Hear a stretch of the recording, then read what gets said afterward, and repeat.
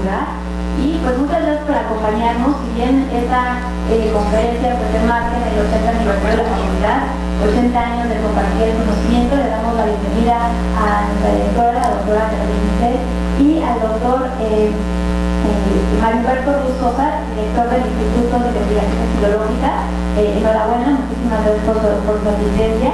Y pues no quiero entrar mucho rollo, por así decirlo, sin embargo, pues me gustaría que alguien me pudiera decir, porque esto va a enmarcar todas las actividades que vamos a desarrollar en el 80 aniversario, entonces casi si nos dieran unas palabras, por favor. Sí, buenos días, ¿sí me oye? Hola, buenos días. Es para mí un gusto estar aquí, en primer lugar, porque es la primera conferencia importante que tenemos en el marco de los 80 años de la facultad. Es un honor recibir aquí al doctor Ruz y además porque nos va a presentar algo que los científicos generalmente no vemos, que es otra manera de ver a los vegetales y a los animales, lo cual me parece maravilloso. Veo que hay muchos biólogos, así que me parece muy bien. A lo mejor aprendemos, yo desde luego todo, pero también ustedes ver las cosas desde otro punto de vista y desde otra, no solo otro punto de vista específico, sino otro punto de vista global de cómo ver al universo y cómo ver al mundo. Así que muchas gracias por estar aquí. Gracias. Y estamos muy encantados de todo lo que nos vas a contar. Gracias.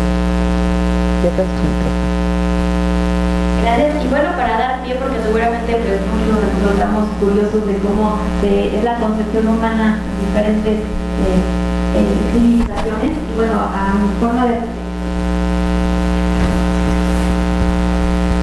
forma breve les compartiré que el doctor Mario Humberto Ruz Sosa es médico cirujano, maestro en antropología social y doctor de etnología en la Escuela de Altos Estudios de París. Es investigado popularmente en su estudio de Maya, es autor y editor de 60 libros y un centenar de artículos y capítulos de libros de historia de la civilización, de historia de los saberes coloniales y ecología de los pueblos. Ha realizado trabajos de historia y ciencia histórica acerca de etnias y idiomas de Latinoamérica, nacidos en México, Guatemala, España, Italia, Francia, ciudades capitales de Estados Unidos.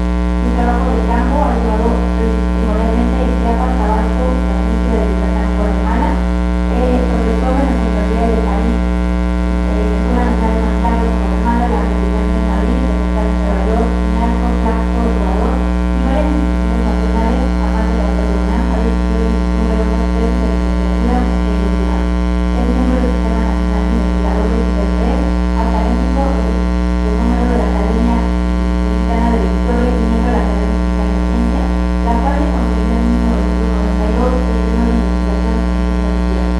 En 1989 ocupó el Premio Francisco Ranchero como mejor investigación de historia original. En 1999 recibió el Premio de Chiapas en Ciencias y en 2002 el Premio de Universidades Nacionales de Investigación Humanitaria de Lima. En 2018 la Universidad de Ciencias de la Chiapas recibió el doctorado de Educación. Doctor Enhorabuena. Gracias. Sí.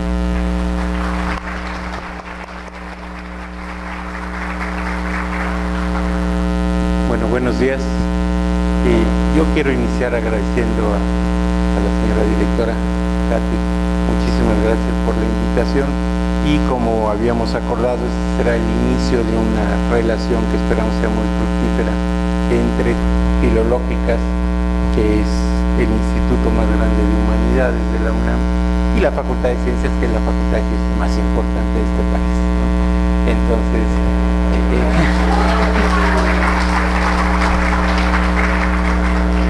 bueno, y comentarles un poquito, dudé un poco sobre el tema a trabajar, pero Katy eligió yo quería hablar de etnobiología, pues será para la próxima. Entonces un poquito les platico de qué vamos a comentar. De entrada, bueno, si se logra mover, recordarles que cuando hablamos del área maya, no estamos hablando solamente de Yucatán, como todo el mundo cree, ¿verdad?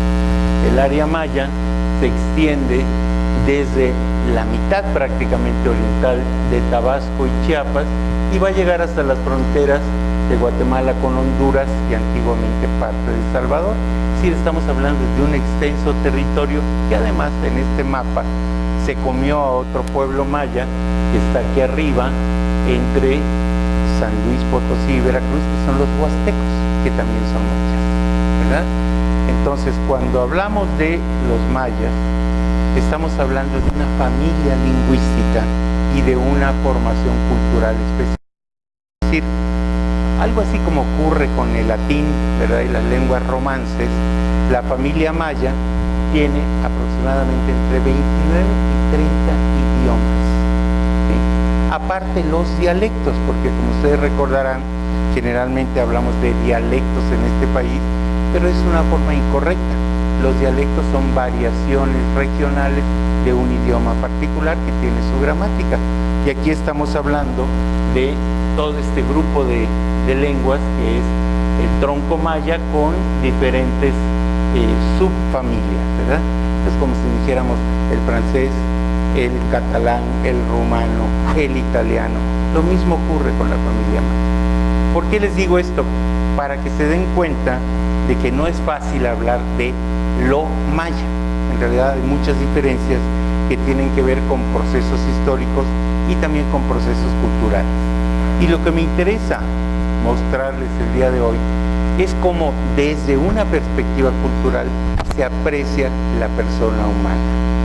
Como ustedes saben, nosotros vemos culturalmente, ¿sí? Aunque los científicos luego nos digan es que esto es una verdad incontestable, es totalmente falso, ¿verdad? ¿Qué les gusta? Los grupos como los Inuit de Alaska tienen 8 verbos distintos para decir blanco, ¿verdad? Y no es que digan blanco perlita, blanco ostión, no, son 8 términos distintos, porque para esos grupos es primordial poder distinguir entre un hielo duro que se puede pisar, ¿verdad? El blanco de un iglú, el blanco de un oso polar, ¿no? O si nos vamos a la Amazonía, tenemos grupos que tienen hasta 13 términos para decir verde. Mientras que entre los mayas, por seguir con nuestro ejemplo, solamente hay un término para azul y verde. Los mayas no hacen diferencia entre esos dos colores, al menos no lingüísticamente hablando. Bueno, lo que es también importante recordar es que según la cosmovisión maya, los hombres fueron formados para servir a los dioses y mutuamente. Aquí les puse algunas frases del Popol Vuh, ¿verdad? Donde ven ustedes cómo los dioses se reúnen y deciden que ya llegó el momento en que hay que crear a los hombres, que los tenemos que nutrir. Entonces, estamos hablando de una actitud de correspondencia. Y esto es muy importante porque es lo que va a marcar la relación de los pueblos mayas con la naturaleza. Ojo, en general. Tampoco podemos caer en el mito, pasar del buen salvaje al buen ecologista, porque no hay tal. O sea, los pueblos indígenas son como cualquier otra formación cultural. Hay, no sé si me oyen porque yo por ratos dejo de oírme. Bueno, les decía, no podemos caer en los extremos de satanizar o canonizar completamente a los pueblos indios. Hay de todo en la viña del Señor, igual que entre nosotros, ¿verdad? Pero lo que sí es importante es entender esta distinta relación que hay con el entorno. Eso sí es muy característico, no solamente de los mayas, sino de los pueblos mesoamericanos en general y por supuesto también de los pueblos de Árido América, es decir, los pueblos del norte. Okay, bueno, entonces aquí les puse un ejemplo, les comentaba lo del Popol Vuh, donde habla de que la gente precisamente tiene que vivir tiene que multiplicarse, pero no es solamente para dar adoración a Dios como ocurre en la tradición cristiana, sino para mantener a los dioses. Los dioses requieren de los seres humanos, por eso los crearon. En cambio, en la tradición cristiana, bueno, esto fue un acto volitivo de Dios Padre que no los necesitaba.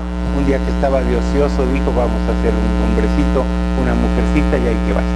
No, aquí, si no nutrimos a los dioses no sobreviven. Por eso es que en los antiguos diccionarios, como este de lengua celtal, se habla de que los seres humanos tenemos que estar nopchinal shkabi, que quiere decir engranados con el mundo, ¿no? Y les puse ahí la famosísima lápida de Palenque, donde ven ustedes a Pacal recostado en el espacio terrestre. Aquí abajo están los símbolos del inframundo y arriba tenemos el espacio celestial. Es decir, los tres niveles están interconectados. Y esto nos explica la necesidad de los pueblos mayas de retribuir. Es decir, hay que devolverle, es como se llama en antropología y en filosofía, el famoso do ut des, ¿no? Doy para que me des. Entonces, esta correspondencia está marcada por este tipo de cosas. Y les puse aquí un ejemplo que creo que es lo más impresionante que hay en cuanto a rituales de retribución en el mundo maya, que es el famoso cha-cha, y que es una petición para las lluvias, donde la gente levanta un arco, ¿verdad? 4 arcos aquí que son el espacio celestial, que están conectados con otros arcos, donde están los 4 puntos cardinales, ¿verdad? Donde se va a ofrecer a las deidades de la lluvia tabaco, pozol, bebida de maíz y cacao, y se hacen unos panes especiales para dar de comer a los dioses. Ojo, después de la llegada del cristianismo,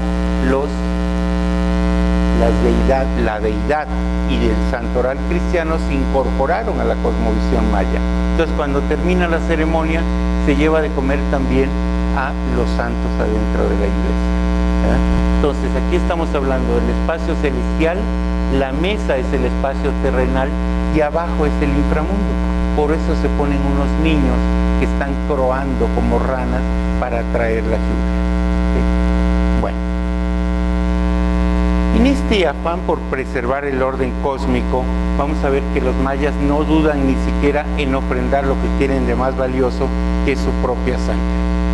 Y por eso vamos a encontrar en numerosas ofrendas prehispánicas punzones y lancetas para el autosacrificio, ¿verdad? O vamos a ver estos ejemplos de los señores gobernantes sacrificándose. Aquí está la esposa del gobernante pasándose una cuerda por la lengua, y aquí está el señor perforándose el prepucio. Yo la verdad creo que es pura propaganda política, no creo que les sirva. Pero bueno, así aparecen en las estelas, ¿verdad? Pero lo que es interesante también es que en los códices vemos hacer a los dioses haciendo lo mismo, ¿sí? Es decir, los dioses también se sacrifican por el mantenimiento del orden en el mundo. Ya el extremo del sacrificio, pues obviamente es el sacrificio del ser humano, no ya el autosacrificio, sino la decapitación o la cardiectomía, la extracción del corazón, variando de una época a otra. No me voy a entretener mucho en esto. Nada más, estamos hablando del periodo clásico y jalamos hasta la actualidad, y entonces ustedes pueden leer, por ejemplo, los rezos que van a hacer las mayordomas en Huistán, Chiapas, que tienen la obligación de rezar por la comunidad tras varios días de abstinencia sexual, ¿verdad? Para pedir a las deidades que mantengan a la gente del pueblo. Aquí les puse también un canto lacandón contemporáneo donde se pide por un hijo, y vean ustedes lo que dice: guarda a mi hijo, oh mi Señor, que no tenga dolor, que no tenga fiebre, que no lo aprisione el dolor en los pies, no lo castigues con la muerte. Mi hijo juega, se divierte. Cuando crezca, él te hará ofrenda de pozol, él te dará ofrenda de copal. Cuando crezca, te dará tortillas, cuando crezca, te hará sacrificios. Es decir, a ustedes les parece una especie de chantaje, ¿verdad? O sea, cuídamelo porque él es el que te va a mantener finalmente. Bueno, ojo, otra cosa importante es que en las lenguas mayas tenemos distintos clasificadores, ¿sí? Y esto sí, ya vamos a entrar al asunto del concepto de la persona. Les puse el ejemplo del maya yucateco porque es el más sencillo, solo tiene 3 clasificadores. Aquí tenemos el primer clasificador, es PL, que es para seres inanimados. Es decir, ustedes para decir un libro, una roca, tienen que decir el, un, ¿sí? Es decir, tiene que ir ese clasificador que está mostrando que esto está inanimado. Pero vean lo interesante, el siguiente clasificador, Tul, que es para seres animados. Y ahí entran los hombres, los dioses y los animales, porque participan de elementos vitales que son similares. De eso platicaremos ahorita. Hay un tercer clasificador que está desapareciendo junto con el cambio climático, ¿verdad? Que es Kul, que es un clasificador para seres en reposo como los árboles. Porque en la concepción maya, los árboles son seres que están sentados, viene Ku y Kul, sentarse, ¿verdad? Tienen los pies hundidos en la tierra, son las raíces, pero va a llegar un momento en que se vuelvan a incorporar y retornen a ser humanos, ¿sí? Es decir, estamos en ciclos de cambio. Y les puse aquí otros ejemplos de esta relación con lo vegetal, como podrían ser en el maya peninsular, o sea que Yucatán, Campeche y Quintana Roo, la palabra kuk, que es tronco, y kukul es cuerpo de un ser humano, ¿sí?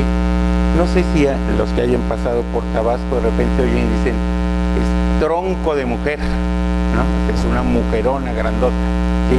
Tronco de hombre, incluso ese tronco de barco, es decir, esta relación con lo vegetal corporal importante. A nivel mitológico no me voy a meter en eso, todas las historias sobre los hombres de madera que aparecen en una de las del Popol Vuh. Decíamos que el mundo se ve culturalmente. Entonces les puse un ejemplo que es de lo más sencillo, ¿verdad? Porque todos hablamos de la Vía Láctea. ¿De dónde viene la idea de la Vía Láctea? Ustedes recordarán que Zeus, que era medio retozón, se acostó con Alcmena y tuvo a Hércules. Pero Hércules era semidios, entonces para que pudiera ser dios completo necesitaba ingerir leche de una diosa. Y entonces el Zeus mañosamente, cuando la diosa Hera estaba medio dormida, fue y se lo acercó al seno, ¿sí? Y Hércules la mordió. Entonces la diosa retiró el seno y se derramó la leche. Por eso es la Vía Láctea, ¿sí? Es decir, es un camino de leche. Pero vean ustedes, según los cachiqueles, ¿qué es la Vía Láctea? Se llama Rubei Palama, que es el camino de la tortuga, ¿sí? Porque tiene que ver exactamente con el trazo que dejan las tortugas cuando van a desovar. Entonces, esto tiene que ver con antiguas cosmogonías, que no me voy a meter, el papel de la tortuga con el dios del maíz, pero también otra cosa interesante es cómo se vinculan los animales con los vegetales y con los cerros. Y aquí les puse un ejemplo. En el mundo maya está muy difundida la creencia de que en los cerros tienen dueños, ¿verdad?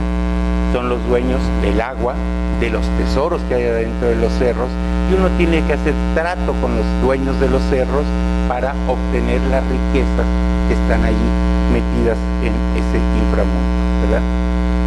Aquí les puse unos comentarios que me hacía un chimán, que es un especialista ritual en Ixtahuacán, señalando cómo los dueños de las cuevas, los dueños de los cerros, cuando salen a pasear, salen como serpientes, ¿sí? Es decir, hay una epifanía del dueño de los cerros como en calidad de culebras.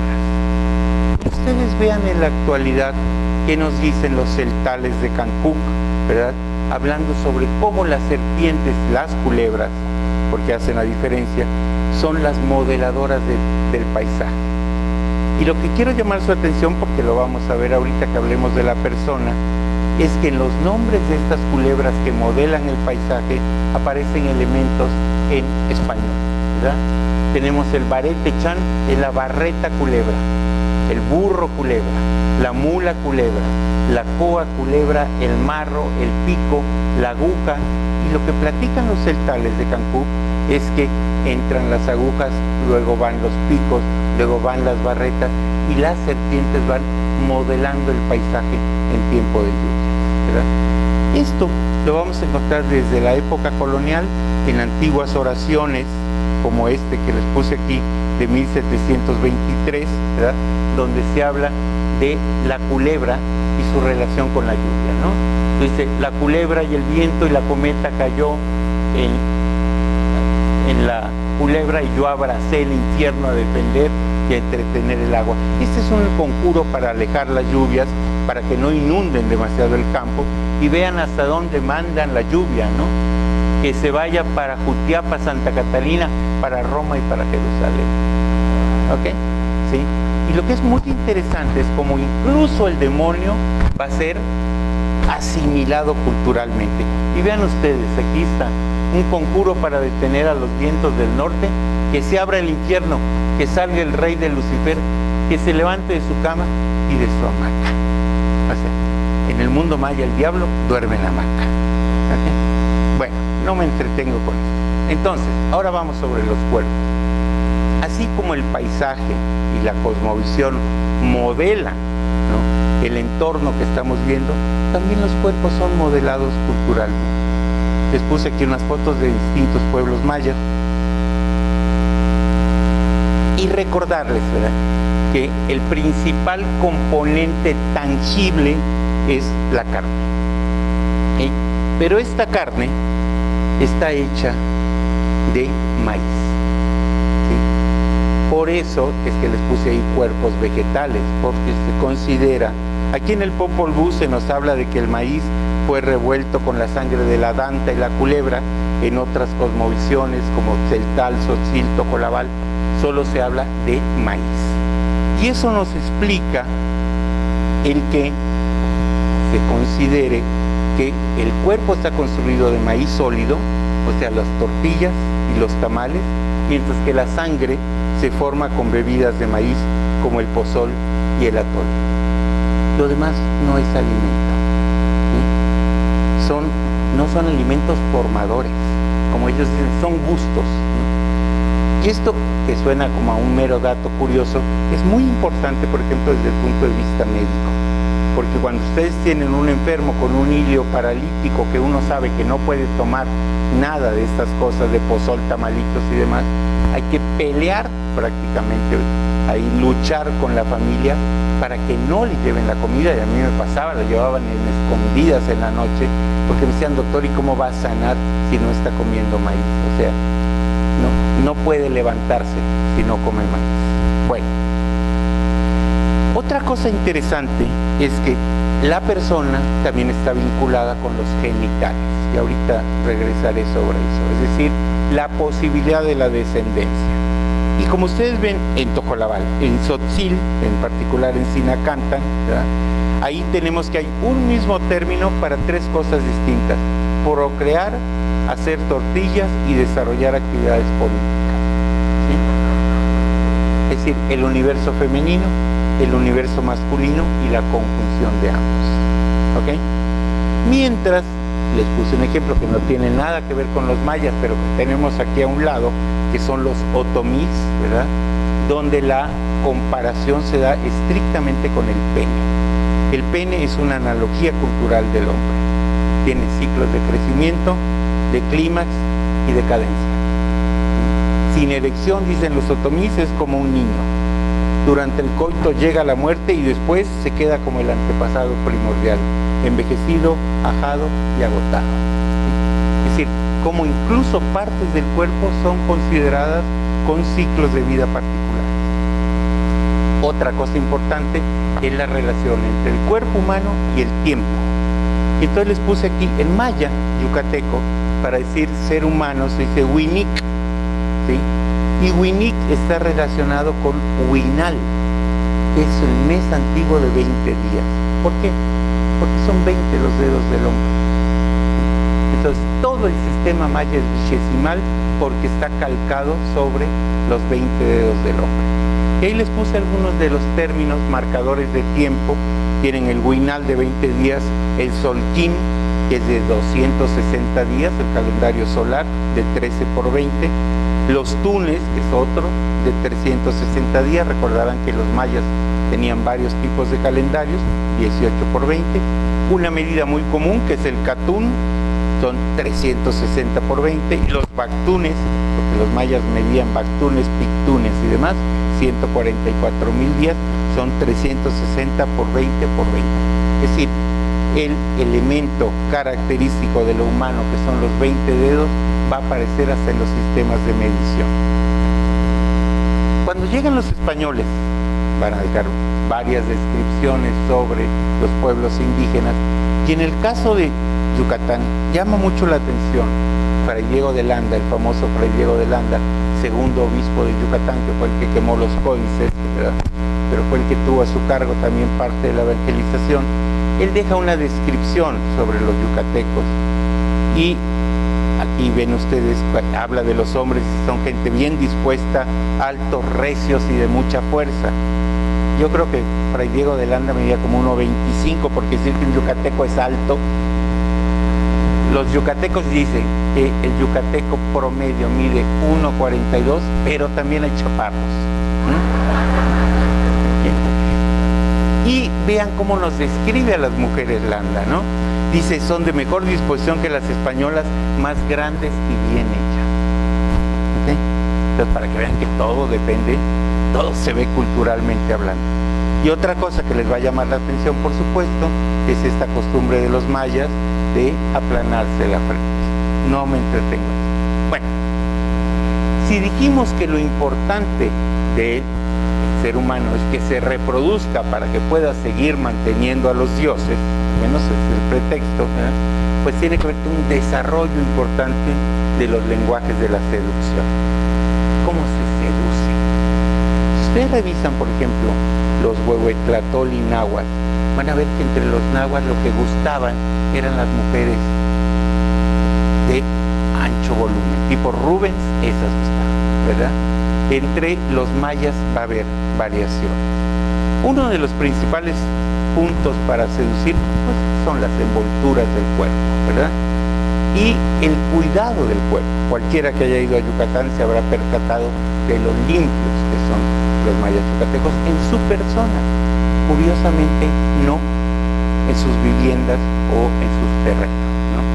Estábamos haciendo un proyecto con ACID sobre, que se llamó Domesticar la Biodiversidad, trabajando con comunidades mayas en Yucatán. Y me acuerdo mucho que por urgencias propias de la próstata a mi edad, pedí permiso para salir al patio, ¿verdad? Y entonces, cuando regresé, el señor estaba platicando con mis alumnos y les decía, es que me acaban de limpiar todo el patio. Y yo le dije, ¿y le cobraron? Y me dijo, sí, ¿por qué? Porque está todo sucio. Y me dijo, ¿cómo sucio? No está sucio. Recogieron todos los chilibes y todas las hojas, o sea, todos los palitos y todas las hojas. Le dije, sí, pero está lleno de botes de clarasol, sí, de tal. Y me dijo, eso no es basura, es plástico. Y resulta que eso no se tira, eso se deja ahí para que se vea, para que los vecinos se den cuenta de que yo tengo capacidad adquisitiva y puedo comprar botellas de aceite, puedo cambiar mi televisor, puedo cambiar mi radio y dejarlo allí tirado. Entonces, hasta la concepción de la basura es cultural, ¿ok? Bueno, les decía, uno ve que son perfectamente limpios y es algo que todos los viajeros que pasaron por el mundo maya siempre destacaron, ¿sí? Fray Diego de Landa decía que se lavan como los armiños, ¿sí? Impecables. Por eso les puse ahí a Leonardo da Vinci con la dama con el armiño, ¿verdad?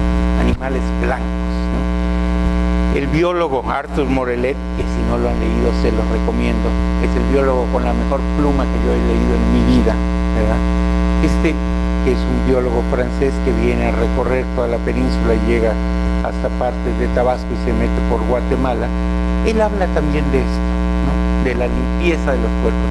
Es una forma de seducir. Incluso otra gran viajera en Yucatán, a la que no le hemos hecho justicia, la emperatriz Carlota, describe a los yucatecos, ¿no? Y siempre habla de que las mujeres son, dice, parecidas a vestales, con velos nibios, y los hombres van con camisolas y pantalones igualmente blancos, ¿no? le dice a Maximiliano, porque aquí en Yucatán todo es blanco hasta el suelo. ¿Por qué? Porque baja por sisal y son todas las conchas que están ahí, pero ahí el suelo está blanco. Bueno, otra forma de seducir pues es adornarse con plumas, ¿verdad? Es perfumarse con esencias. Ustedes revisan los diccionarios de la época colonial y van a ver a las mujeres quitándose las cejas, arreglándose las pestañas, ¿verdad? Todo el kit de belleza aparece en los diccionarios del siglo XVI, ¿sí? Y ornarse con plumas, esto va a dar origen a cosas tan curiosas como el enorme cuidado que se tiene para manejar a las aves. ¿Por qué? No sé si ustedes lo saben, pero matar a un quetzal estaba penado con la muerte. Los árboles donde anidaban los quetzales se heredaban de padres a hijos, porque es un bien muy, muy valioso. Entonces lo que hacen los mayas, desarrollan todos unos sistemas de caza, ¿verdad? Con, que les gusta, pegamentos y resinas naturales que se ponen donde los pájaros van a comer o donde van a beber, y el pájaro queda atrapado, le quitan las plumas, ahora sí que le lavan las patas y lo echan a volar. Y esto presupone un conocimiento ornitológico muy, muy cuidadoso, porque uno no puede estar desplumando las aves cada rato, ¿no? Entonces hay todo una etnociencia, como les gusta decir ahora, desarrollada para esto. Digo, podríamos hablar de caza, de pesca, de recolección, de 8,000 cosas. Pero lo que me interesaba decirles es que parte de los elementos de seducción es el ataviar el cuerpo con plumas. Por supuesto, las piedras preciosas, tenidas por preciosas para los mayas, ¿sí? Los prendedores, los collares, el nácar, el oro, el jade, los caracoles, ¿sí? Y esto, pues es para los nobles. Los pobres esclavos, pues van ahora sí que en cueros, como todo mundo, ¿no? No nos hagamos la falsa idea de una sociedad democrática, porque nunca hubo tal cosa.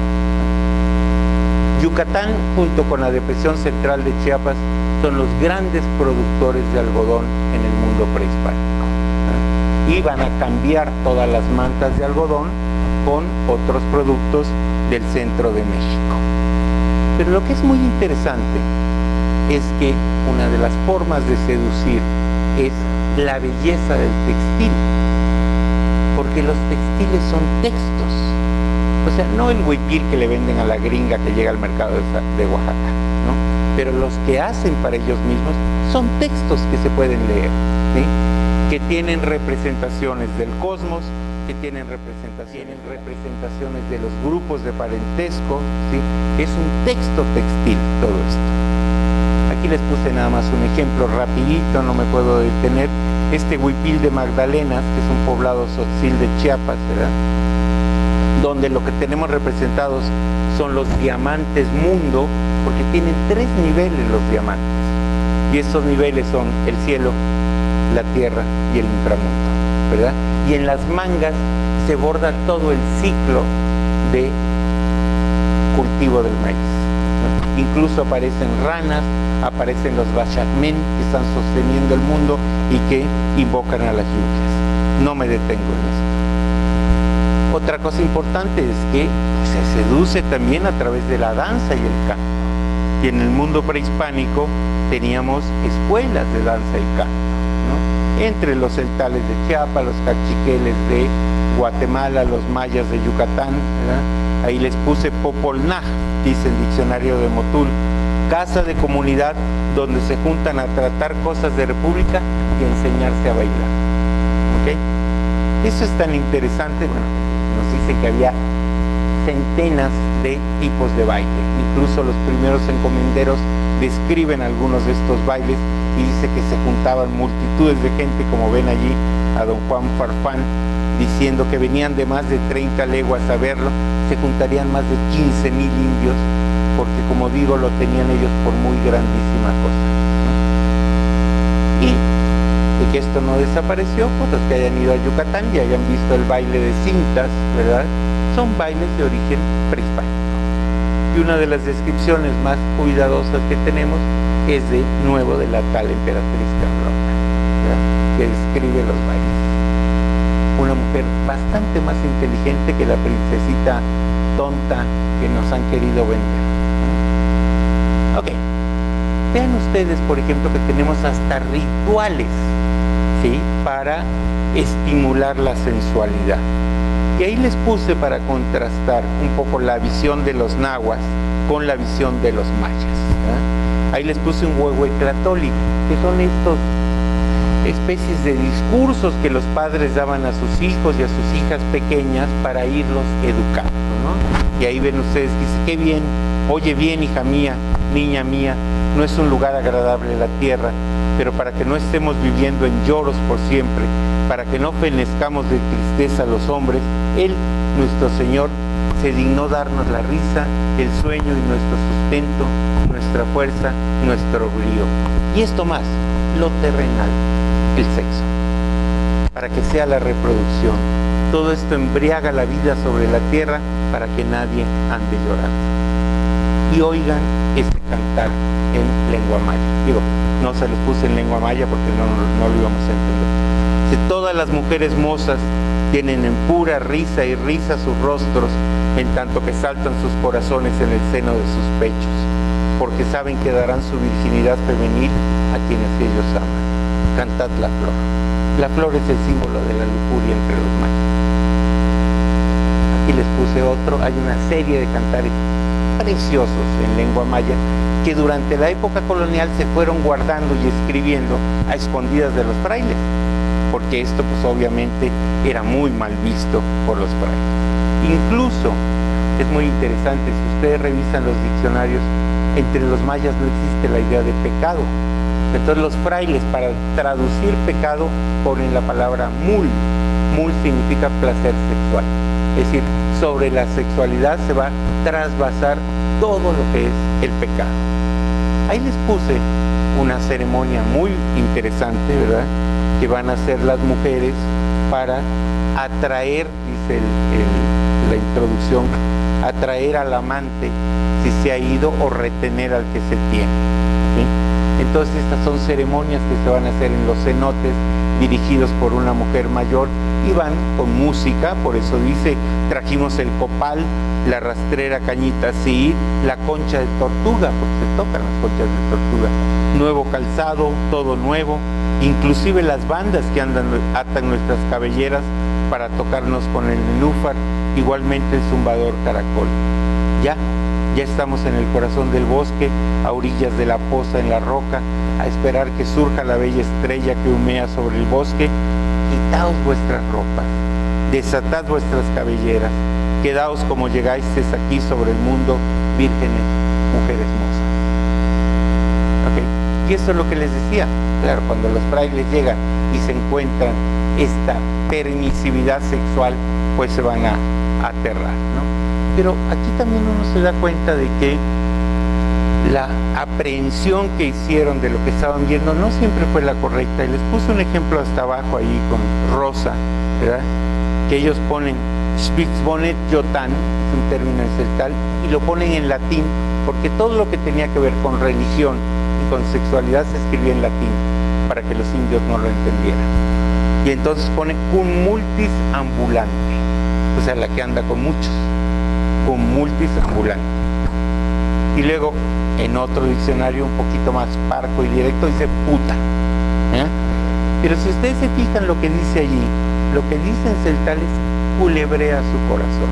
Es decir, son afectos que cambian de un lado a otro. Es decir, las imágenes son totalmente distintas. Vean, por ejemplo, para los españoles, la alcahueta, ¿verdad?, para los celtales es la que llama para la batalla, Iscogel, Ojmonogel, la que sosiega, la que trae en brazos como la madre al hijo. Es decir, el binomio del sosiego y la batalla en el placer sexual. Es una concepción un poco distinta. No me entretengo, si a alguien le interesa luego estas oraciones para conseguir mujer en la época colonial, esas se venderán a la salida. Pero lo que es muy interesante es que vamos a encontrar hasta menciones al demonio para conseguir mujer, ¿no? Estas son oraciones que van a ser recogidas por la Inquisición Y van a estar también algunas de las recetas para conseguir mujer. Por ejemplo, esta. ¿Se acuerdan ustedes que el chocolate siempre fue tenido por afrodisíaco, verdad? Incluso hay tratados, el Tratado de Marradón de 1611 sobre las virtudes del chocolate, si es frío, si es caliente, si altera los humores melancólicos, los flemáticos, etc. Bueno, pues aquí hay una de las recetas para conseguir mujer. Había que coger 2 tablillas de chocolate, se las metía uno debajo de los hombros y se dormía con ella, y dándoselas a beber a la mujer que quisiese, con esto la conseguiría torpemente. Yo creo que caían desmayadas después de... Pero bueno. Y les puse, ya con esto termino la parte del cuerpo, lo que es la poesía maya contemporánea, porque entre los mayas hay excelentes poetas, ¿no? Y entonces aquí les puse con unas imágenes del periodo prehispánico, que esto es de Calakmul, ¿verdad? Y aquí tenemos a Petra Hernández López, una poeta tzotzil, dice: ya hablé con tu cabeza, ya hablé con tus huesos, te llamé ya con mi boca. Ok. También hay lenguaje sexual disfrazado, por ejemplo, en los carnavales, ¿verdad? Entonces, si ustedes ven este lenguaje jocoso en el carnaval de Chamula, ¿verdad? En lugar de hoyo, cueva y lugar ponen vagina, y en lugar de hueso y músculo ponen pene, entonces entiende uno lo que están diciendo. Estírate hueso, estírate músculo, recuerda tu lugar hueso, recuerda tu lugar músculo, no dejes tu cueva músculo, no dejes tu cueva vacía hueso. Ok. Llega la tradición cristiana, ¿y cuál es el concepto de persona que tenemos? Ustedes recordarán que en el cristianismo pasamos por 2 etapas. Primero teníamos una concepción trinaria del cuerpo, que es la que va a manejar San Agustín. Es decir, hay cuerpo, que es el corpus, hay neuma y hay psique. Hasta que llega Santo Tomás de Aquino y dice: no, solamente hay cuerpo y alma, ¿no? Neuma y psique están conectados, ¿verdad? Porque, pero el alma, dice Santo Tomás, ojo, tiene 3 facultades: vegetativa, animal y racional. ¿Okay? Entonces por aquí hay algunas cosas que se van a calcar sobre los conceptos mayas. Vean nada más la cantidad de componentes que puede considerar un maya que tiene la persona. Desde el cuerpo, ¿verdad?, hasta el aliento vital, ¿sí?, pasando por el anma, que obviamente es un préstamo del español, el ap, que ahorita vamos a ver, la sombra es parte de la persona, ¿verdad?, el nombre es parte de la persona. Por eso nos dice Landa que a los niños no se les revelaba su nombre, sino que hasta que tenían cierta edad y lo podían guardar. ¿Por qué? Porque recuerden incluso a nivel de vudú y todos estos conjuros que podemos hacer sobre los nombres pintados en los papeles, ¿no? El nombre es parte de la persona. Por eso también es que los mayas insisten en que a un recién nacido que muera hay que ponerle nombre aunque no se haya bautizado, porque si no, ¿cómo lo vamos a llamar para el Día de Muertos, ¿verdad? Tenemos también el Hua. ¿Qué es el Hua? La mancha mongólica, ¿no? Pues resulta que la mancha mongólica es parte del ser humano, ¿verdad?, y de la persona. ¿Por qué? Porque según los yucatecos el Hua se mueve. Incluso cuando ustedes quieren ofender a alguien en Yucatán, dicen: se retentó su Hua, o sea, le salió lo indio, ¿sí? Entonces el Hua también es parte. Y aquí nos vamos a detener un poquito más la tona y el nahual, que generalmente nosotros equivocamos, y digo nosotros, antropólogos incluidos, y son 2 cosas distintas. Ahorita lo vamos a ver, pero la tona es el animal compañero, ¿sí? El nahual es el animal en que me transformo. De hecho, nahual viene del vocablo náhuatl, nahuali, que quiere decir brujo que se transforma. Lo que ocurre es que el brujo se puede transformar en su propia tona, entonces de ahí viene la confusión. Bueno, vamos rapidito. Aquí les puse en maya peninsular, ¿verdad?, los componentes que tienen ustedes, por ejemplo, el cuerpo, está dividido en partes, y los elementos intangibles, hay dos corazones en maya peninsular, el corazón físico, ¿verdad? Y el corazón formal, que se llama. Tenemos el aliento vital, tenemos el pishana, ahorita regresamos sobre esto. La fuerza es un componente del ser humano, el pensamiento también, y el juicio, la razón y el doble animal. Ok. Lo más complejo que se ha encontrado, porque se ha estudiado con mucho más cuidado por un antropólogo español, Pedro Pitarch, es la concepción de la persona en el pueblo de Cancún, Chiapas, entre los celtales de Cancún, ¿verdad? Y aquí van a ver ustedes, es realmente muy enredado, porque hay tres tipos de alientos vitales: el ave del corazón, el chulel y el lap, ¿verdad? El ave del corazón es, como dicen, es como un hálito, como algo que se tiene, un huelgo que mueve el corazón, por eso se llama ave del corazón. Es un ave que allí vive, y ahorita vamos a ver qué tiene que ver esto con la explotación en la época colonial. El chulel es una sombra que tiene perfil de cuerpo humano, pero no tiene carne ni huesos. Ahí está la memoria, ahí están las emociones, ahí están los sueños. Pero lo increíble es que este chulel tiene un doble que está en las montañas. O sea, estamos aquí y al mismo tiempo estamos en la montaña, ¿sí?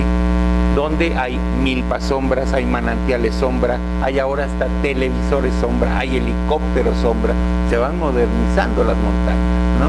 Sí, pero sí, todo lo que tenemos aquí tiene un doble que está en la naturaleza.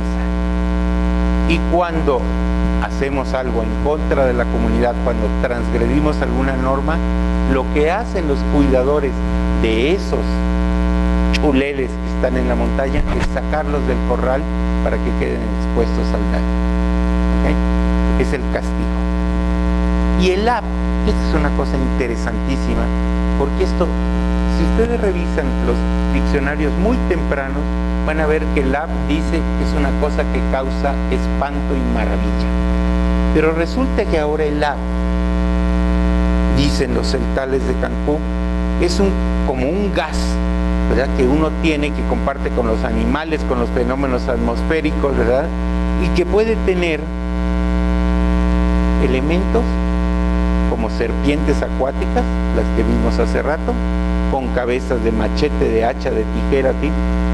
Hay rayos que disparan con mosquete, y sobre todo hay ovejas, cabras, escribanos, sacerdotes, clérigos, jesuitas, obispos, ahí les puse los nombres: escribano, pale, jesuta, bispo, rancheros. ¿Qué son estos? Estos son los elementos de la época colonial. Vean ustedes los metales, ¿verdad?, las ovejas, ¿sí?, animales que vinieron con los españoles, y todos los religiosos y autoridades civiles que explotaban al indio. Por eso el lap ahora es parte del ser humano y se come el corazón de las personas. Se come el ave del corazón. Dicen, tiene un gran apetito por las gallinas del corazón. Y ustedes recuerden que se tributaba en la época colonial. Gallinas. Se le daba a los recién casados una gallina y un gallo para que tuvieran, que procrearan a los animales, y eso era parte del tributo.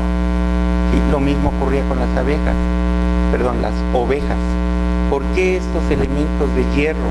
Porque existía un mecanismo que se llamaba el repartimiento, donde los españoles iban a los pueblos de indios a vender machetes, asadones, palas, ¿sí?, que los indios, pues de muy buen gusto, agarraban al principio, pero de repente pues ya con 3 palas, ¿no?, y se los aventaban en la puerta y lo pasaban a cobrar con cacao, ¿ok?, porque el cacao tenía muy buen mercado. Entonces esto se fue incorporando desde la perspectiva del indio al cuerpo para causarle daño. Incluso lo peor que ustedes pueden hacer es, antes de morir, heredarle el lap a los hijos de sus enemigos para que se los coman. ¿Sí? Bueno, no me detengo aquí. Es nada más para decirles que cuando empieza el ser humano a ser humano, pues varía de una comunidad a otra, ¿no? Pero los que hayan leído a Saramago, Vean la última parte, esto de los celtales de Amatenango, que están pendientes cuando alguien muere para atrapar el alma y poder hacerse curanderos. Y recordarán aquel libro de Saramago donde se van juntando, ¿verdad?, los alientos de los muertos para mover los globos aerostáticos. Decíamos de la sombra. ¿Qué pasa con la sombra? La sombra en los diccionarios nos dice, antiguamente, nos dice Fray Tomás Coto, usaban de Ninoc o Natú, que es la sombra, para hablar del alma, ¿sí? Es un componente de la persona. Y los mayas yucatecos tienen una idea espectacular de esta lagartija Shumpetskin, a la que le basta morder la sombra de la cabeza de una persona para provocarles dolor de cabeza y hasta la muerte. ¿Ok? Es decir, la sombra es parte de una persona. Y lo más interesante, sin lugar a dudas, es lo del alter ego prehispánico, porque esto sí nos habla de los vínculos íntimos entre la naturaleza y los mayas, ¿verdad?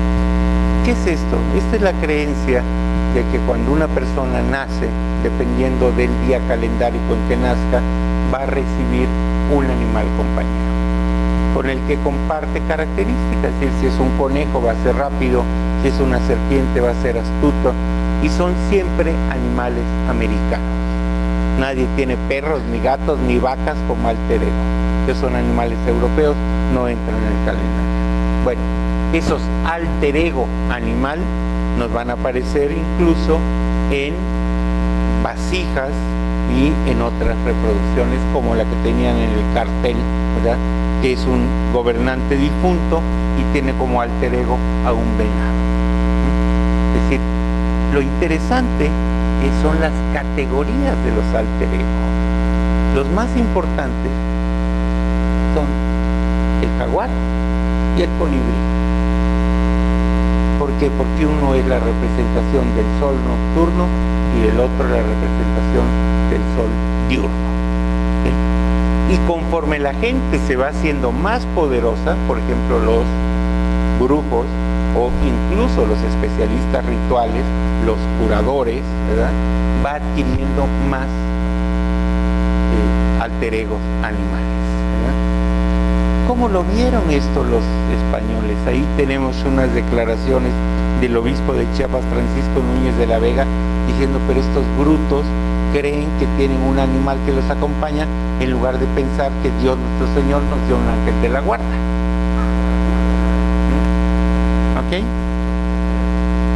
Y dice, los traen a la vista de continuo, los acompañan en sus milpas y otras partes, y algunos de uno y otro sexo se amistan tan familiarmente que duermen con ellos en su cama.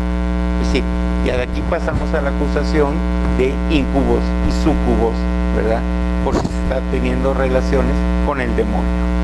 Lo interesante, es decir, es que esto está vinculado con los calendarios, ¿verdad? Y aquí tenemos esto que apareció en el Archivo Vaticano, que es una cosa interesantísima, que es un cuadro con los meses, los nombres de los meses, que es con los que van a distribuir a los animales compañeros. Incluso el día de hoy, ¿verdad?, todavía se acostumbra entre algunos especialistas quichés el utilizar estas adivinaciones para saber cuál es el animal compañero. Varía mucho de un grupo a otro cómo se enteran quién es el animal compañero. Pero aquí les puse algo que realmente es único, y es una declaración de este chimán ixtahuacaneco, don Sebastián Ordóñez, que me decía que al principio el niño tiene mucho miedo porque pues es un animal, no lo conoce, pero poco a poco va entendiendo. Se saludan al encontrarse en los caminos, aunque sea un animalote. Luego se va al monte. Cada vez que se le muestra en el camino, el animal le hace cariños, aunque sea fiero, como si fuera su chuchito, su perrito. Se le restriega en las patas y el niño debe contemplarlo y así lo acaricia y se abraza.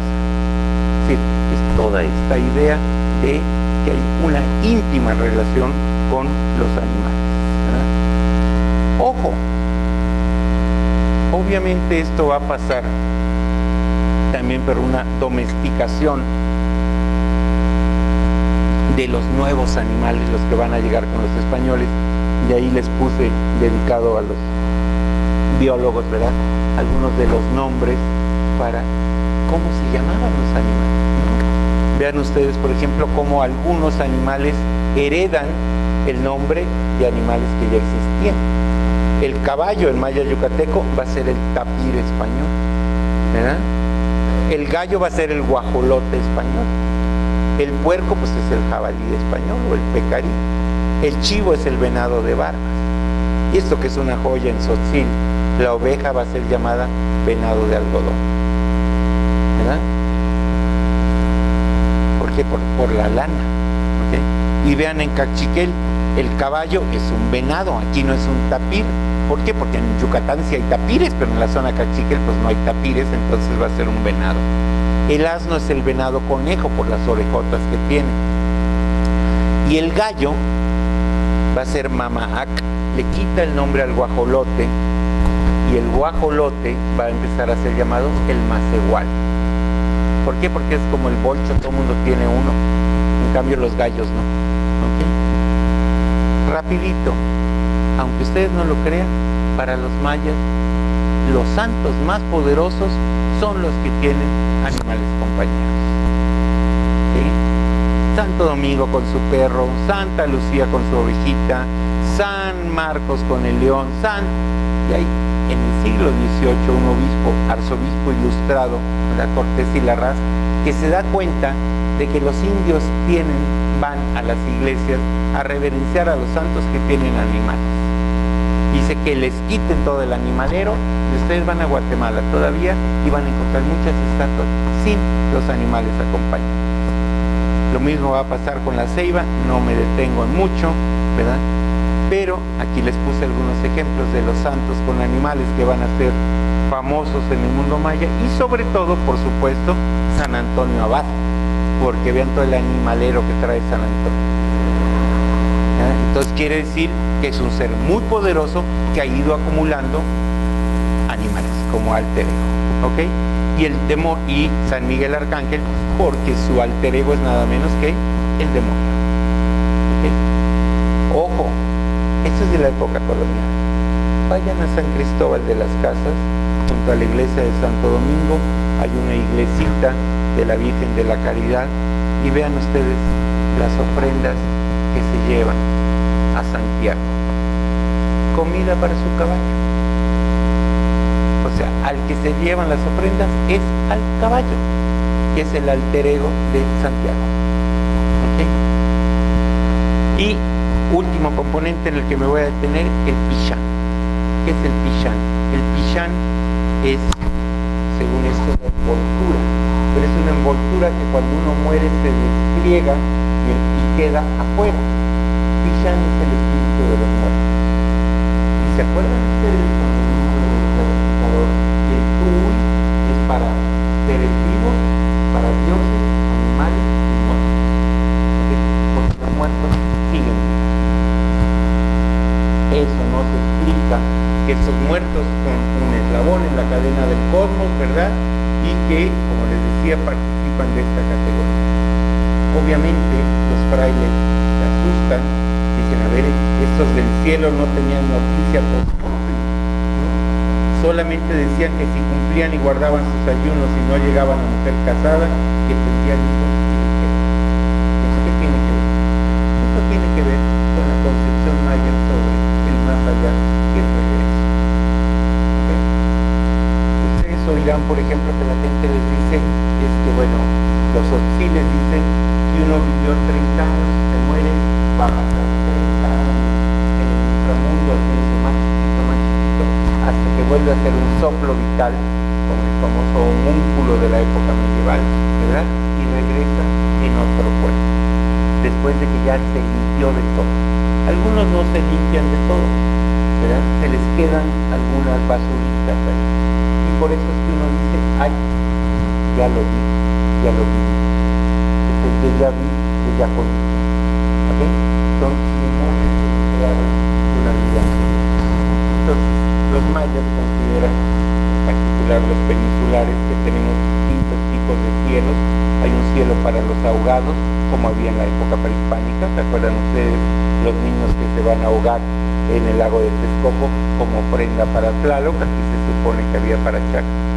Los suicidas van a un cielo especial donde rige la deidad Tabay. Tab en maya significa cuerda. La Tabay es la patrona de la cacería de venados con cuerdas y también de los ahogados con cuerdas. Y revisen ustedes la estadística, cuál es el estado de la República Mexicana con el mayor número de suicidios por ahorcamiento. Yucatán, exactamente. Otra cosa maravillosa de cómo los mayas acomodan es el porcatorio. Que no es el purgatorio, es porcatorio. Me acuerdo que estaba yo en Quintana Roo platicando con un señor y le digo, me algo muy mal porcatorio. Le dije ahí donde van a que se quema uno para quitarle los pecados. Pero qué bruto es usted. Me dijo, ¿cómo lo van a quemar para quitarle los pecados? Pues sí, es el purgatorio. A ver, señor, usted va al purgatorio porque está sucio, está puerco, por eso se llama purgatorio. Y usted no limpia las cosas quemando en el purgatorio, son unas tinas grandes, llenas de agua con lejía, ¿verdad? Y están los santos ángeles, avientan a la gente, le hacen chaca, chaca, chaca, lo sacan, todavía le falta y lo vuelven a echar. Entonces, para que vean cómo se van acomodando los conceptos. Y pese a que los frailes van a alegar que no hay inframundo, sino que todo es el infierno, en el mundo maya todavía se hace una separación entre inframundos e infierno. Son cosas distintas. Sobre todo creen en el infierno los que se han convertido a algún tipo de religión particular evangélicas, ¿verdad? Y otra cosa interesante es que también tenemos esencias atrapadas en el paisaje. Sí, la gente que sufre accidentes se queda allí detenida, parte de la persona se queda allí hasta que logre atrapar a otro que le cambie el lugar. Y esto que suena tan raro es lo que nos explica que, por ejemplo, ahora en el caso de los migrantes, haya lugares como Santa Eulalia entre los Tancobales o comunidades de Campeche y de Yucatán donde se hacen comités mixtos, Estados Unidos, Canadá y México, ¿verdad? Para que en caso de que alguien muera, se van a traer los restos, pero en caso de que haya sido una muerte violenta, se le paga el avión a un especialista ritual para que vaya a recoger la parte de la persona que quedó en el sitio del accidente. Bueno, un detalle interesante también es que entre los mayas todavía se dice que hay un cielo para los lactantes.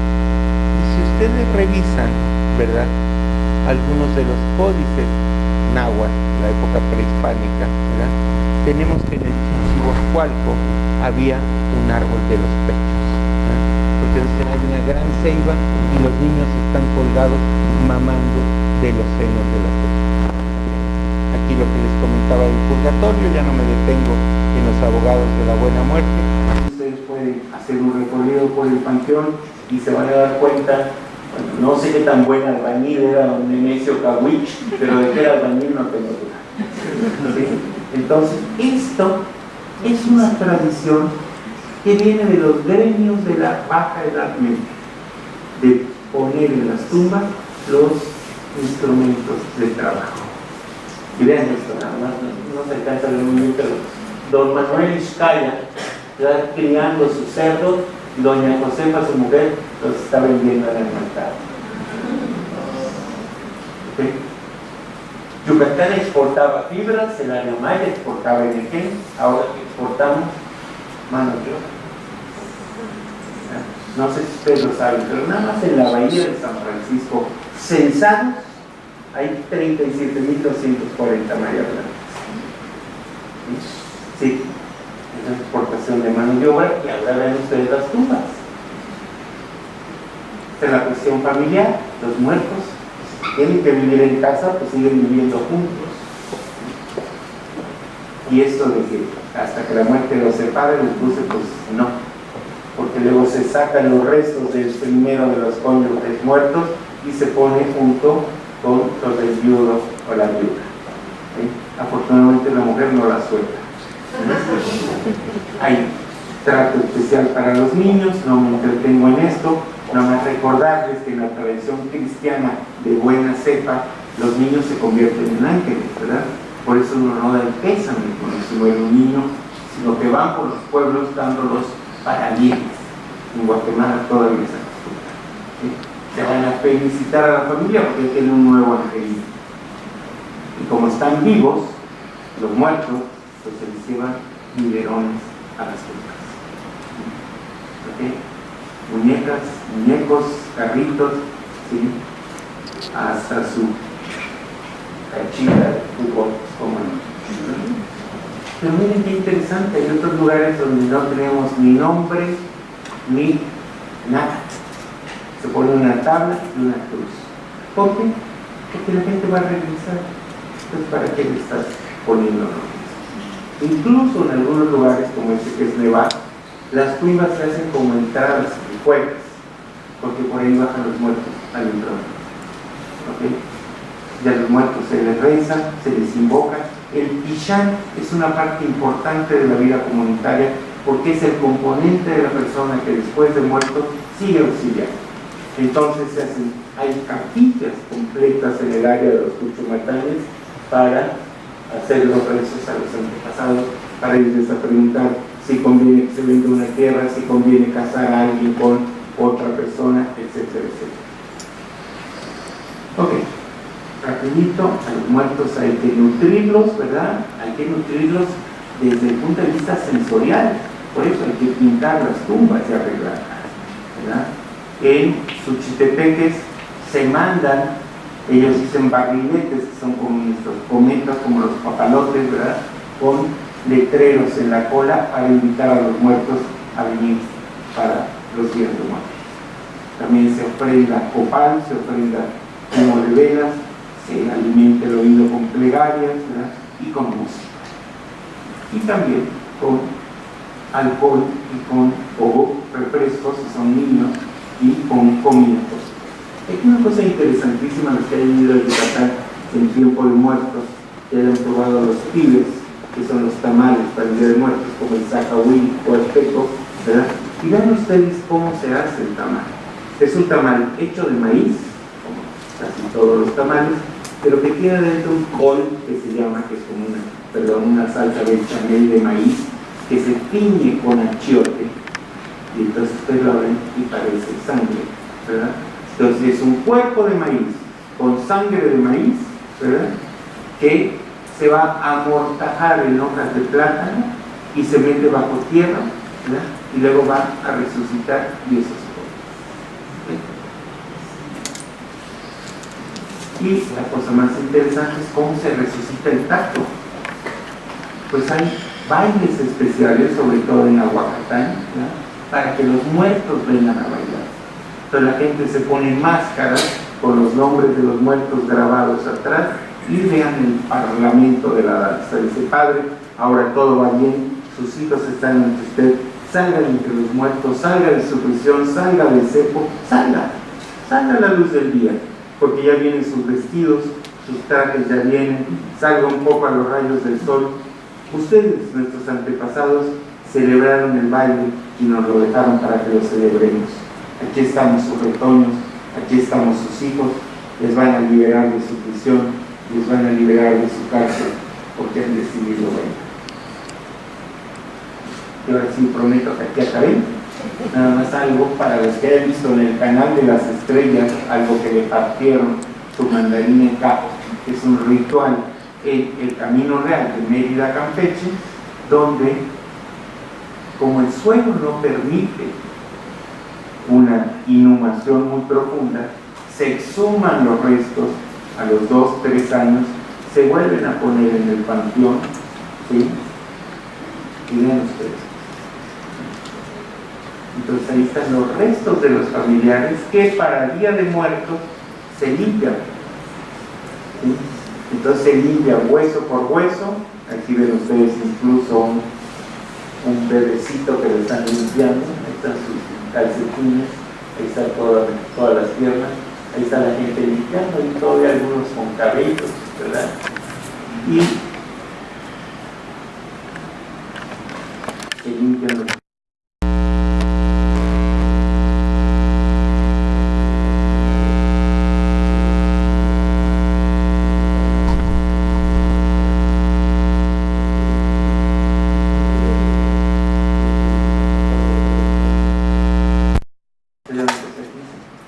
No lo tienes visto, ¿no? Pues ¿de dónde vienes? De México. De México. Está limpiando el carro. Ahí es donde llevan comida para comer en el panteón. Sí le dice. Y dice, guay, desde susto, hermano. ¿Qué costumbres más raras tiene la gente? Bueno, ya que se limpiaron los huesos, vean ustedes cómo se acomodan las tumbas, se limpian, se arreglan porque van a venir los difuntos y vean nada más. Se tejen los paños, se bordan, perdón, no se tejen, se bordan los paños y se ponen los cráneos de los antepasados. La gente va a platicar con ellos, ¿verdad? Y lo que es más importante, se les presenta a los niños. ¿Okay? Entonces van tu tío fulano, tu abuelo prendano, tu tía sultana, ¿verdad? ¿Por qué? Porque son ellos los encargados de mantener el culto a los muertos. Porque si no mantenemos ese culto, entonces la vida no puede continuar. Bueno, pues muchísimas gracias, muy gentil.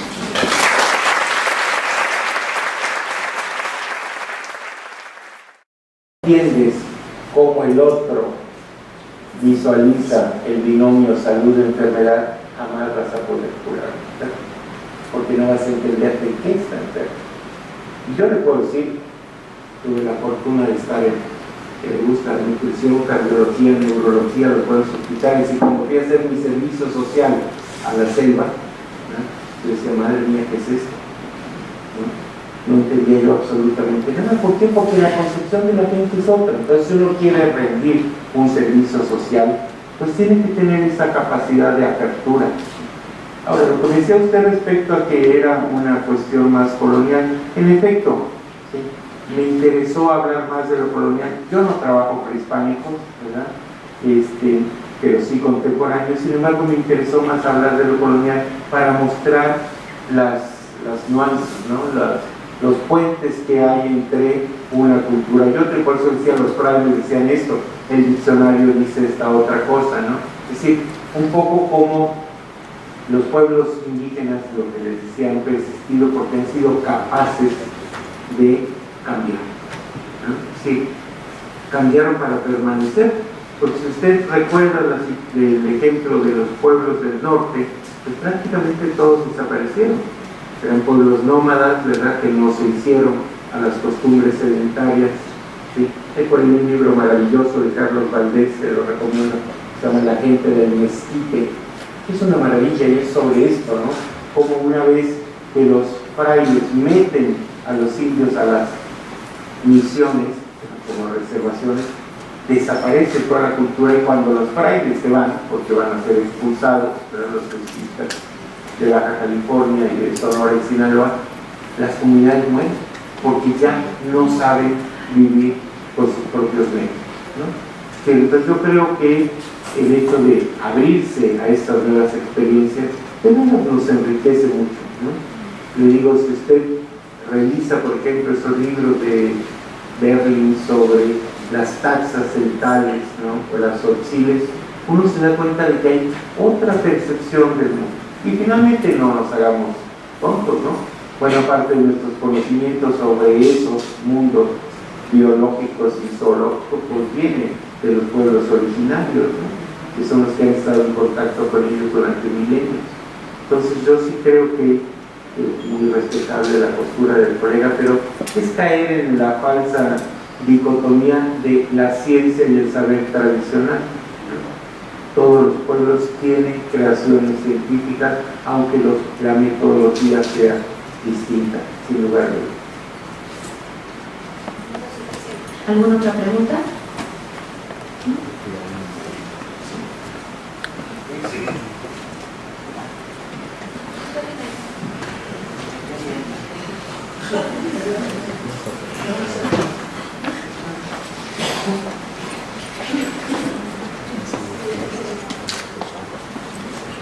¿Se oye? Sí. Sí, mire, yo soy bióloga, maestra de la Facultad de Ciencias, he sido maestra de ecología a los biólogos, actualmente a los alumnos de Ciencias de la Tierra, y pues no podía dejar de haber una participación en términos de la conservación de la naturaleza, como vi que nadie habló al respecto. Me gustaría nada más que mi inquietud va hacia... me encantó su presentación. No puedo recordar ahorita el nombre de alguno de los cantares o poemas que se presentó, y me llevó mucho al concepto de la sustentabilidad, y pues simplemente pues estoy manifestando mi inquietud y mi interés porque este tipo de temas sean pues más lo cotidiano en el programa de biología, de ciencias de la tierra, en los programas científicos relacionados a la naturaleza, en términos de que, pues, por ejemplo, a muchos alumnos ahorita de ciencias de la tierra les interesa mucho la parte social, la parte de, ¿qué quieres ser? Pues yo quiero ser educadora ambiental.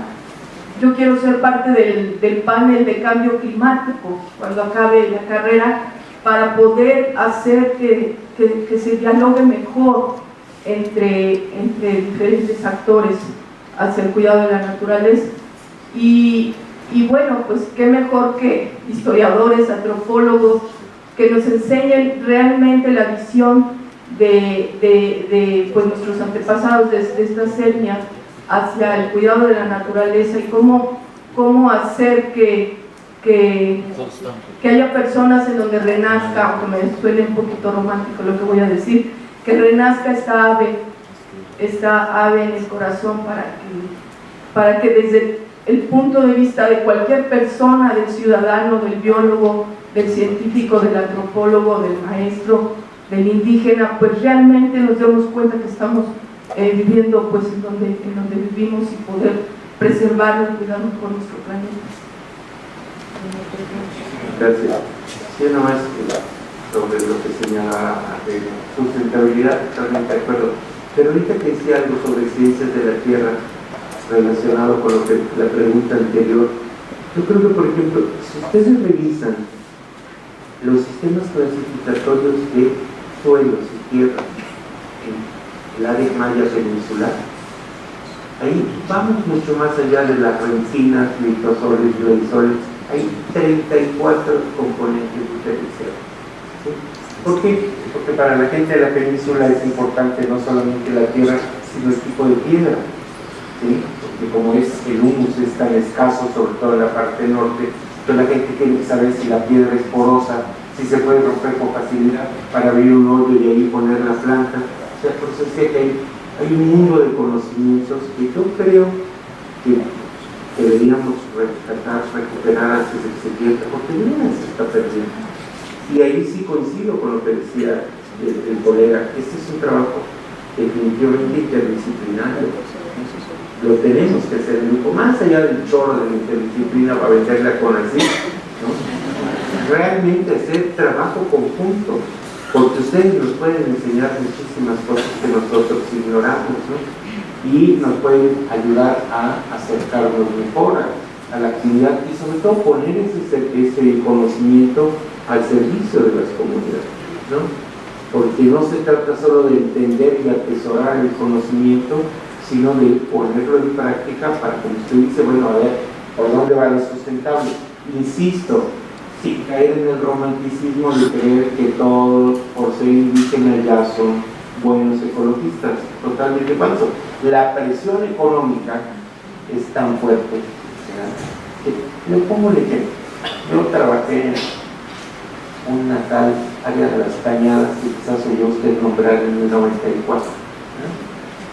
Bueno, ahí, por ejemplo, todos los apoyos gubernamentales eran para tala y siembra de pastura, ¿sí? Entonces la gente talaba porque pues necesitaba comer y no había apoyos para agricultura, pues entonces necesitamos esas malditas vacas que necesitaba una hectárea por cada vaca, y no le digo ni Yucatán. Vean el grado de avance de los pastos en Yucatán, es impresionante, ¿no? Entonces, pero la gente se ve obligada porque no hay otra manera de sobrevivir, ¿no? Entonces, yo sí creo que es urgente que hagamos algo, ¿no? Pero todos lo sabemos, pero de unirnos. Por eso yo decía que aquí tenemos que juntar a las ciencias con las humanidades urgentemente, porque nosotros también tenemos mucho que aprender de ustedes sin lugar a dudas.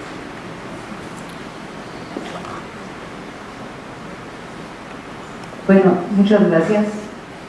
Fascinante tu plática. Efectivamente, el doctor Rus y yo nos conocimos en una de las reuniones del Consejo Universitario, y entre las discusiones que tenemos es cómo modificar esto que tenemos en la UNAM. La UNAM se hizo con carreras disciplinarias muy bien dirigidas, incluyendo la Facultad de Ciencias, ¿no? Los físicos generalmente no saben de biología, los biólogos no saben de física o de matemáticas, llevan un poquito, pero no hay esta idea holística para entender las cosas. Está cambiando con el tiempo y nos tenemos que pelear a veces con la estructura rígida que tiene la UNAM para poder complementar. Afortunadamente ahora hay muy nuevas licenciaturas, por ejemplo Ciencias de la Tierra es una de ellas, en las que tratan de mezclar cuando menos disciplinas, ya no digamos saberes y formas diferentes de acceder al conocimiento. Así que muchas gracias, porque es otra visión. Yo tenía una pregunta, pero no tan filosófica como la de mis colegas anteriores, es mucho más técnica. Hace años colaboré con algunos, realmente era gente que hacía de todo, pero que le interesaban todas las flautas y silbatos prehispánicos. Y resulta que son complejísimos. Y la gente trata de reconstruirlos, pero no los puede reconstruir porque no sabe cómo son por adentro. Y para saber cómo son por adentro, pues antes los rompían, con lo cual era una destrucción terrible. Y ahora se usan diferentes técnicas, pero son objetos tan preciados que pues no es fácil tener acceso para ver cómo están construidos para reproducir los sonidos. Y ya que lograban reproducir el silbato, algunos me decían que no sabían cómo se usaban en la época prehispánica, que podían hacer sonidos, pero que no tenían idea. Tú dijiste que la danza era muy importante y la música era muy importante en la vida social, sabemos que hoy también es muy importante, pero me decían, y esta es una duda, parece que no se transmitió de alguna manera cómo eran las músicas, y las danzas probablemente sí, pero los sonidos de los instrumentos, qué tipo de melodías o no melodías producían. ¿Tú sabes algo de eso? Tenemos una especialista en el Centro de Estudios Mayas que trabaja sobre eso, la doctora Francisca Salaquet, que puede dar luego sus datos, ¿verdad? Porque hay incluso una página, ¿no? Universos Sonoros Mayas, que se llama, y ella trabaja sobre instrumentos musicales. Hasta donde entiendo no lo son, ¿no? Ya se usan rayos X, Ojo, pero lo que pasa técnicas modernas. es que no tenemos partituras, ¿no? En realidad no tenemos. Tú ves, por ejemplo, todo lo que son las danzas de concheros y demás que se dicen que son prehispánicos, pues no hay tal, no hay tal. Sí sabemos qué tipo de instrumentos se empleaban, aparecen tanto en reproducciones iconográficas como en textos, pero sobre las danzas. Si te acuerdas, por ejemplo, entre otras cosas, solo tenemos una obra de teatro de América, que es el Rabinal Achí, del mágico, no recuerdo del Rabinal, pero no sabemos qué había detrás, el acompañamiento musical y todo esto, no sabemos nada. Prácticamente todo lo que tenemos está anclado en la tradición de las danzas de moros y cristianos, ¿sí? O sea, las más antiguas. Tú tienes ahí, por ejemplo, ahora las danzas del caballito blanco que se hacen en Tabasco y otro tipo de danzas, pero hasta donde entiendo que sí están haciendo pruebas, ¿no? Para ver los tipos, sobre todo los silbatos, las ocarinas que tenemos, porque hay algunos que eran de cerámica también, ¿no? Que tenemos, pues, no sé, Carmen, si tú le quieres ampliar un poquito ahí a la doctora. Bueno, sí. De hecho, con el análisis de los instrumentos y de estas flautas muy complejas, porque antes se pensaba que nada más eran monotonales, ahora se sabe que no, que son muy complejas y que tienen distintos registros y distintas formas de lograr tonalidades, y tomando en cuenta el tipo de instrumentos, además de los instrumentos de viento, los instrumentos de percusión o también los instrumentos de raspado, en fin. Entonces, recuperando los sonidos que se piensa que pudieron haber sido los originales, y con algunas referencias muy escasas sobre las danzas y las fiestas y demás, se ha intentado tratar de recuperar los ritmos, ¿no? El problema es la cuestión de los ritmos, porque los tonos sí que se han logrado, pero los ritmos no, claro que no hay partituras ni nada, y una de las primeras cosas que se prohibieron, además porque asociadas con la cuestión demoníaca, fueron este tipo de danzas, de fiestas y demás. Pero sí hay recuperación, digamos, de tradiciones de danzas muy antiguas que pudieran remontarse hasta el 16, en donde pudieran algunos de los ritmos pensarse que vienen de antes, ¿no? Pero es complejo, no hay partituras, pero sí que se ha avanzado muchísimo en la investigación sobre los instrumentos musicales y sobre la recuperación de los posibles tonos de estos instrumentos musicales. Hay por allí algunas partituras del siglo XIX, pues el propio Arthur Morley recuperó algunas partituras pequeñitas, Haydn los llama, y los transcribió, pero en realidad estas del XIX y creemos que ya son mucha influencia colonial de lo prehispánico, como dice Carmen, pues de ritmos ni idea. Bueno, pues les agradecemos su asistencia, doctor, muchísimas gracias de parte de la doctora y de la facultad, y pues los invitamos a que sigan pendientes los eventos que vamos a seguir realizando para conmemorar el 80 aniversario de la facultad. Muchísimas gracias.